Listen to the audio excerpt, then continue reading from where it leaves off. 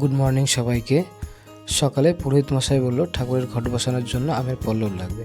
আমিও ঢুকে পড়লাম অ্যামাজনের জঙ্গলে আমের পল্লবের খোঁজে, কিন্তু অ্যামাজনের জঙ্গলে কোথাও আম গাছ ছিলই না। তারপর ইমার্জেন্সি একটা কাজের কল এসে যায়। স্নান পূজা না করেই বেরিয়ে পড়লাম শালডাঙ্গার উদ্দেশ্যে, বসের ওল্ড ইজ গোল্ড ডিসকভার নিয়ে। ভুল রাস্তায় এসে পড়লাম, আদিয়াদাহিন থেকে হাত দুটো গরম করে নিলাম। ফাইনালি চলে আসলাম ঠিকঠাক অ্যাড্রেসে। কাজ শেষ করে চললাম গ্রামটাকে এক্সপ্লোর করতে। এই দাদার থেকে পারমিশন নিয়ে ঢুকে পড়লাম দাদার খেতে। এগুলো ছিল সব বাঁধাকপি, আর এই পাশের এগুলো ছিল সব ফুলকপি। ফুলকপিগুলো যদিও ঠিকঠাক হয়নি এখনও, আর কিছুদিন সময় লাগবে।